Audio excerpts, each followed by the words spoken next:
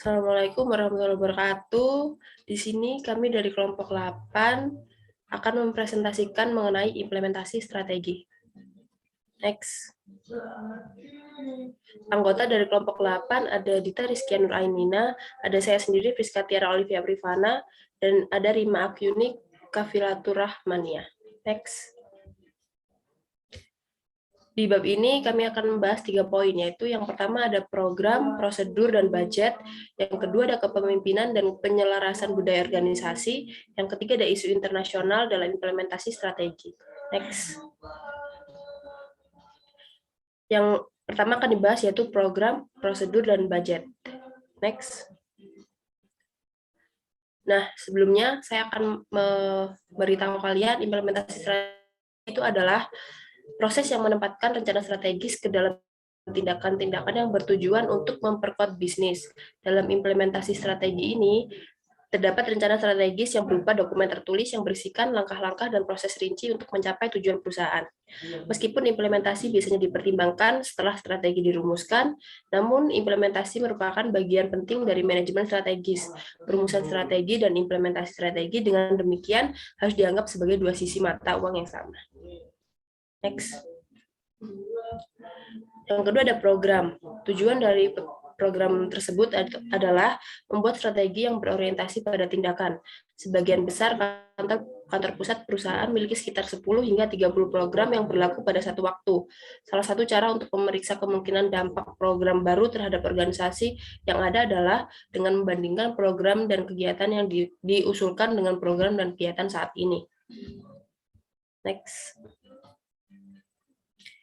Nah, salah satu program yang diprakarsai oleh Ford Motor Company adalah menemukan pengganti organik untuk busa berbasis minyak bumi yang digunakan di kursi kendaraan.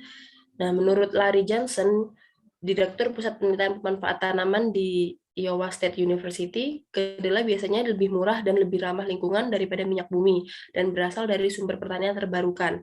Dengan pemikiran ini, manajemen Ford memprakarsai program pada tahun 2001 dengan pemasok kursi Lear Corporation untuk meneliti busa berbahan dasar kedelai sebagai kemungkinan pengganti busa berbahan dasar minyak bumi. Program ini sukses besar. Sistem tempat produk yang lengkap, termasuk sistem suspensi, mengandung sekitar 20% minyak kedelai. Lalu ada Sears Manufacturing Company, masuk kursi untuk diri dan perusahaan lain, melisensikan teknologi Ford untuk bekerja dengan diri dalam mengembangkan busa berbasis kedelai untuk kursi di pertanian dere dan peralatan konstruksi. Dere sudah menggunakan bahan dasar kedelai untuk suku cabang seperti kop mesin, panel samping, dan pintu pada beberapa model traktor, combine, cotton picker, dan backhoe. Dan ini adalah sebuah contoh dari program yang telah sukses. Next. Selanjutnya ada anggaran. Anggaran untuk merencanakan anggaran adalah pemeriksaan nyata terakhir yang dimiliki perusahaan terhadap kelayakan strategi yang dipilihnya.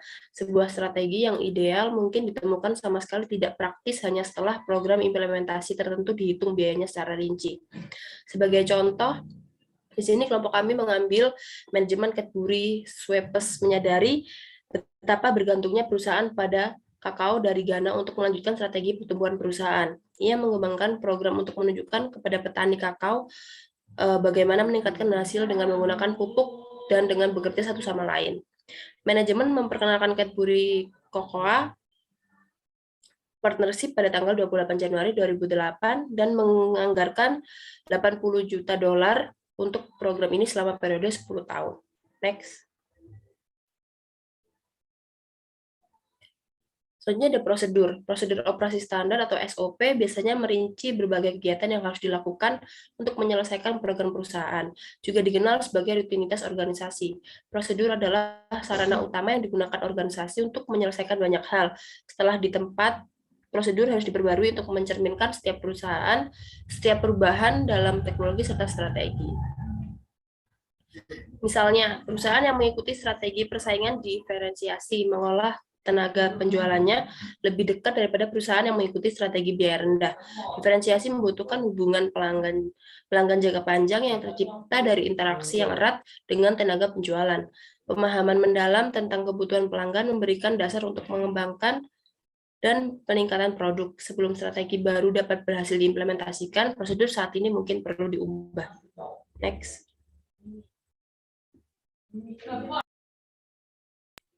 Pada implementasi, setiap karyawan dan pihak yang terlibat dalam strategi harus menjalankan strategi tersebut.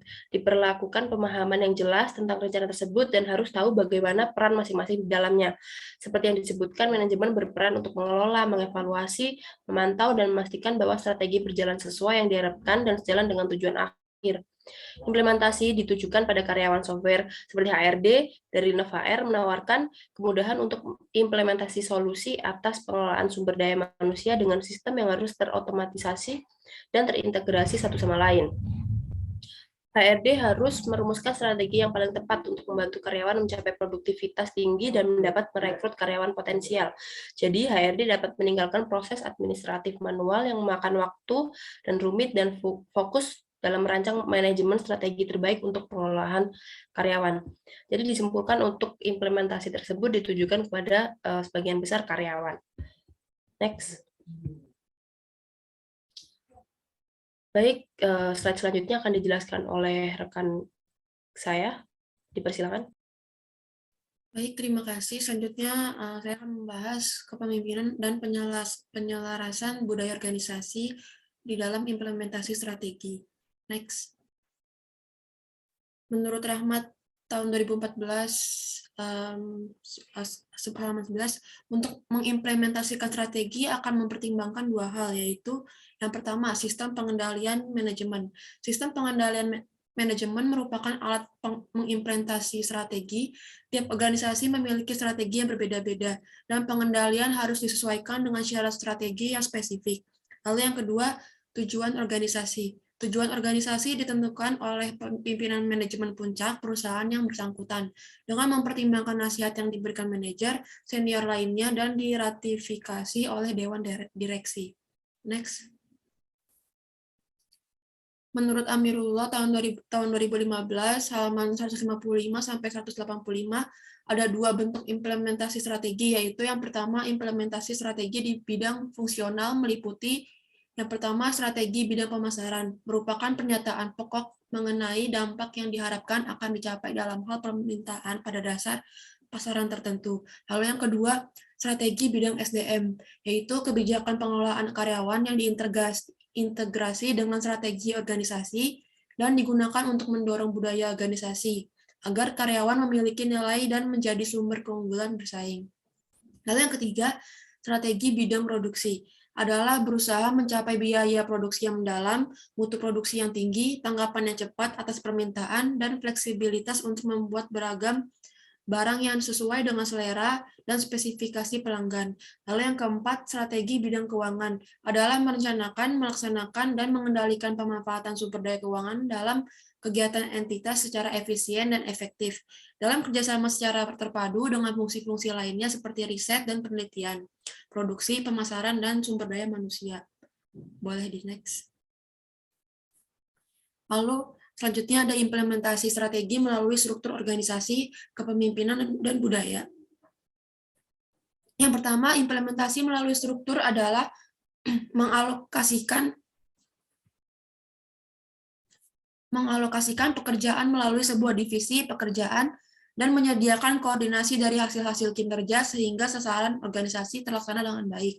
Lalu yang kedua, implementasi melalui kepemimpinan meliputi menentukan arah strategi, memanfaatkan dan mempertahankan kompetensi inti, mengembangkan modal manusia, mempertahankan budaya perusahaan yang efektif, dan menanamkan etika bisnis. Lalu yang ketiga, implementasi melalui budaya. Melalui budaya perusahaan, maka setiap anggota yang terlibat dalam perusahaan tersebut harus melakukan berbagai bentuk penyesuaian sehingga anggota tersebut menunjukkan perilaku yang menggambarkan sistem nilai, keyakinan etos kerja yang dianut oleh perusahaan.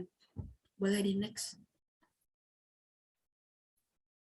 Selanjutnya akan disampaikan oleh teman saya Rima. Terima kasih. Baik, yang selanjutnya adalah isu internasional di dalam implementasi strategi. Perusahaan akan dianggap menjadi perusahaan global ketika perusahaan tersebut dapat mengelola seluruh perusahaannya dengan baik, baik di dalam maupun di luar negeri. Hal ini akan terlihat baik ketika industri telah berubah dari yang sebelumnya merupakan multi domestik menjadi global, Perusahaan multinasional global ini akan menghadapi tantangan ganda untuk mencapai skala ekonomi melalui standarisasi, sementara pada saat yang sama harus menanggapi perbedaan dengan pelanggan lokal. Kemudian menurut Spurber dalam bukunya Strategi Kompetitif Global, ada beberapa kekuatan yang mendorong standarisasi, yaitu yang pertama ada persaingan dari produk global yang sukses, kemudian menumbuhkan kesadaran pelanggan akan merek internasional, kemudian ada skala ekonomi, kemudian ada turunnya biaya perdagangan lintas negara, dan yang terakhir ada pertukaran budaya dan interaksi bisnis antar negara. Baik, selanjutnya ada dalam implementasi strategi, desain struktur organisasi dipengaruhi oleh tahap perkembangan perusahaan dalam kegiatan internasional dan jenis industri di mana perusahaan ini terlibat. Aliansi strategis dapat melengkapi atau bahkan menggantikan aktivitas fungsional internal. Isu dari sentralisasi dan desentralisasi ini menjadi sangat penting bagi perusahaan multinasional yang beroperasi di industri multiglobal. Kemudian ada kustomisasi. Kustomisasi ini merupakan upaya untuk menyesuaikan produk dengan keinginan konsumen. Kustomisasi ini mengacu pada proses menawarkan produk atau jasa yang tetap akan sesuai dengan keinginan dan kebutuhan konsumen. Kustomisasi ini menjadi jalan keluar bagi orang-orang yang memiliki ide atau keinginannya sendiri dalam menciptakan sesuatu yang berbeda dari kebanyakan orang. Kemudian ada beberapa kekuatan yang mendorong konsumen untuk kustomisasi ke pasar. Yang pertama yaitu perbedaan persisten dalam preferensi pelanggan. Kemudian ada kebutuhan untuk membangun reputasi merek lokal. Yang ketiga ada persaingan dari perusahaan domestik yang sukses dan inovatif. Yang keempat variasi dalam biaya perdagangan lintas negara. Dan yang terakhir yaitu persyaratan peraturan lokal. Namun kustomisasi ini juga dapat meningkatkan biaya karena dua alasan. Yang pertama, perusahaan hanya dapat menjual lebih sedikit dari masing-masing penawaran, sehingga lebih sulit untuk mencapai skala ekonomi. Yang kedua, produk yang ditargetkan mungkin memerlukan lebih banyak fungsi dan fitur yang dapat meningkatkan biaya produksi dan pengiriman. Karena biaya tinggi dan waktu yang diperlukan untuk menghasilkan produk yang unik itu tidak sedikit, maka kebanyakan perusahaan ini lebih suka menyediakan produk yang terdiri dari serangkaian fitur yang standar, namun tetap dengan diferensiasi. Misalnya dalam smartphone ini tersedia dalam beberapa gaya yang relatif standar, meskipun warna dan kapasitas memorinya itu berbeda. Kustomisasi ini mungkin ada, tetapi jarang, misalnya seperti smartphone yang berbalut titanium atau yang bertahta berlian. Kemudian ada aliansi strategis. Aliansi strategis ini seperti usaha patungan dan perjanjian lisensi antara perusahaan multinasional dan mitra lokal yang menjadi semakin populer sebagai sarana di mana perusahaan dapat masuk ke negara lain, terutama negara yang kurang berkembang. Kunci dari keberhasilan penerapan strategi ini adalah pemilihan mitra yang baik, dan masing-masing pihak ini juga perlu menilai tidak hanya kecocokan dalam setiap strategi proyek perusahaan, tetapi juga kecocokan dalam sumber daya masing-masing perusahaan.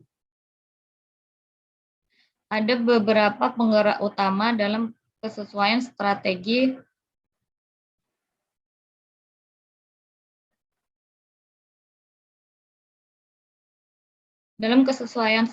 antar mitra aliansi, yaitu sebagai berikut. Yang pertama, mitra harus saling bergantung untuk mencapai tujuan yang jelas dan realistis. Kegiatan bersama harus memiliki nilai tambah bagi pelanggan dan mitra. Kemudian, aliansi juga harus diterima oleh pemangku kepentingan utama. Dan yang terakhir, strategi aliansi harus diturunkan dari strategi bisnis, korporasi, dan fungsional. Kemudian yang selanjutnya ada tahap pembangunan internasional. Perusahaan yang beroperasi secara internal ini cenderung berkembang melalui 5 tahap. Beberapa ini merupakan tahapan dari perkembangan internasional. Yang pertama, ada perusahaan domestik mengekspor beberapa produk melalui dealer lokal dan distributor di luar negeri. Kemudian tahap kedua, memimpin perusahaan untuk mendirikan perusahaan penjualan sendiri dengan kantor di negara lain untuk menghilangkan perantara dan agar lebih dapat mengontrol pemasaran. Tahap ketiga, yaitu mengarahkan perusahaan untuk mendirikan fasilitas manufaktur lainnya selain kantor penjualan dan layanan di negara-negara utama. Tahap keempat yaitu perusahaan meningkatkan investasinya di negara lain dan membentuk divisi operasi baru. Tahap kelima, memiliki sumber daya manusia dan strategi pembiayaan di seluruh dunia. Nah, dilema dasar atas isu internasional yang dihadapi oleh perusahaan multinasional adalah bagaimana mengatur otoritas secara terpusat sehingga strategi yang telah dibentuk dapat beroperasi sebagaimana semestinya sebagai sistem interlocking yang luas yang mencapai sinergi dan pada saat yang sama dapat mendesentralisasikan otoritas sehingga manajer dapat membuat keputusan yang diperlukan untuk memenuhi permintaan pasar. Baik, cukup sekian presentasi dari kelompok 8. Terima kasih.